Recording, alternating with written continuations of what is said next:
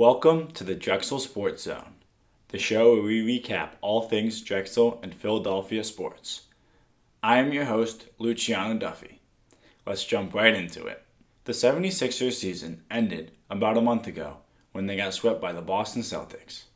Now, the Celtics are in the Eastern Conference Finals, while the Sixers are on the hunt for a new head coach. Brett Brown won a total of 221 to 344 as the 76ers head coach. His 3 winning seasons came in his final 3 years as the coach, where his team lost in the Eastern Conference Finals the first 2 years and in the first round of the playoffs most recently. Surrounded with plenty of all-stars and role players, Brown was never able to get the most out of his players. Let's just say he didn't fit into the process. Potential new hires for Philly lie in names of Stan Van Gundy, Jay Wright, and the favorite, Tyronn Lue.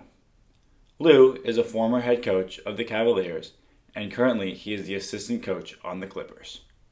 He would be the best case for Philly as he has playoff and championship experience. In these championship runs, Lue coached LeBron and helped him bring a trophy home to the land. Ben Simmons would benefit substantially as his play style is very similar to LeBron's. Speaking of Ben Simmons, he was named to the All-NBA third team as well as the All-Defensive first team. His teammate, Joel Embiid, was happy for his accomplishments but was left scratching his head at the lack of recognition for himself. This was the first time in 3 years Embiid has missed the All-NBA teams. The Flyers have seen their season come to a close as they went to a Game 7 with the New York Islanders in the second round. Not putting up any goals in that Game 7 ensured the loss as they fell 4-0. Since leaving Canada, the Flyers have awarded right winger Nick Abe-Kubel with a 2-year contract extension. The Flyers went 24-10-2 since calling him up back in mid-December. He has scored 7 goals and picked up 8 assists in those games. However, most of this forward's contributions come from the dirty work. Abe-Kubel has led the team with 82 hits in his 36 regular season games, as well as leading them in the postseason with an additional 52 hits. Now that his contract is shored up, their focus shifts to the other 8 players who are set to become free agents. New signings, possible trades, and the NHL draft are all on the horizon for the Philly Flyers. The Philly season is winding down as they play their final regular season games.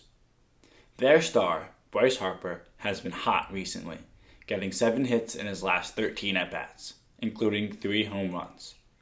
In their final regular season game, the Phillies lost to the Blue Jays after beating them 3 times earlier in the series. This 6-3 loss was worse than just a regular season loss. Harper went down with back stiffness, and his status for next week remains questionable. This is terrible timing for the Phillies as they try to make a push for the MLB playoffs. Rhys Hoskins and JT Realmuto are both sidelined with injuries already, and with Harper potentially gone, a lot of the Phillies' power hitting is lacking in their lineup. Back injuries are tricky, as they seem to linger and rarely fully heal. They will reassess Harper, but let's hope they don't try to push him back too early and make matters worse. And then, there's the Eagles, a team that came into Week 1 with a list full of injuries that only grew in the season's debut.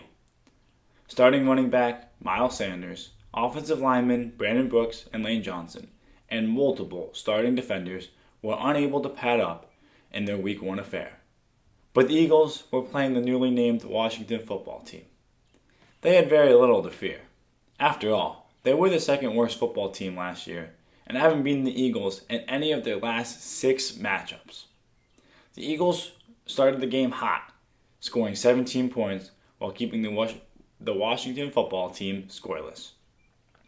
All was looking well for the Eagles until quarterback Carson Wentz threw an interception late in the second quarter. Washington turned that turnover into a touchdown, but the Eagles were still up. The Washington football team's head coach is currently battling cancer and had a mandatory IV at halftime. Quarterback Dwayne Haskins got up, gave a speech, and then proceeded to score 20 more unanswered points while beating the Eagles 27-17. Carson Wentz was left running for his life as his beat-up offensive line gave up 8 sacks. That's what happens when former rugby players try to block the best player in college football last year.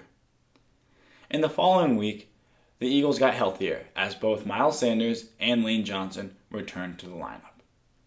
The Eagles were back home in Philadelphia to take on the Los Angeles Rams. Miles Sanders started the game by fumbling on his third carry. The Eagles found themselves playing from behind the entire game and were unable to keep up nor stop the Rams and ended up losing 37-19. The now 0-2 Eagles only have one direction they can go: up. The NFC East doesn't look great this year, as just 2 weeks into the season, none of the teams remain undefeated.